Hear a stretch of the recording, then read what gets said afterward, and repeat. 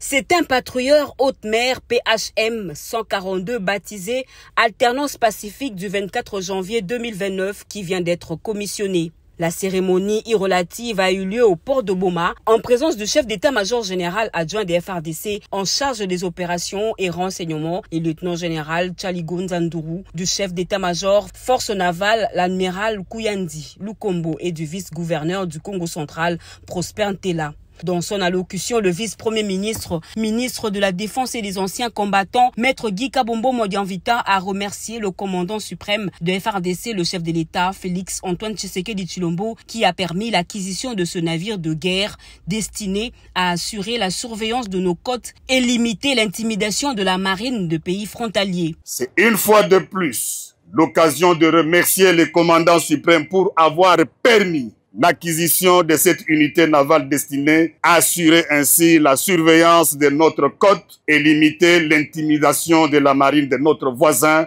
Ce patrouilleur, deuxième grande unité de la force navale, doit désormais marquer sa présence le long de notre frontière maritime et prendre en charge la problématique de défense et de sécurité liée à cette importante voie de communication avec l'accord reçu du président de la République, chef de l'État et commandant suprême des forces armées de la République démocratique du Congo, son Excellence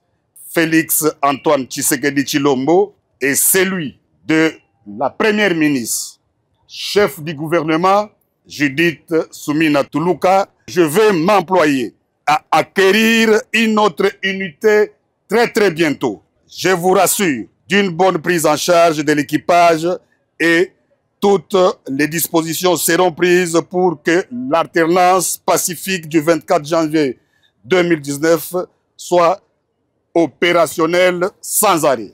Ces patrouilleurs haute mer est une arme de défense de l'intégrité territoriale de la République démocratique du Congo et marque l'action de l'État en mer. Il est baptisé Alternance Pacifique du 24 janvier 2019 avec l'indication d'appel P142. À la suite du cérémonial du commissionnement, maître Guy Kabombo Modianvita a remis au chef d'état-major général adjoint le drapeau national, le pavillon et la flamme de guerre, symbole de la nation congolaise, qu'il a remis à son tour au commandant du navire pour le hisser sur le mât du navire. S'en est suivi la visite du navire et l'embarquement pour une randonnée fluviale.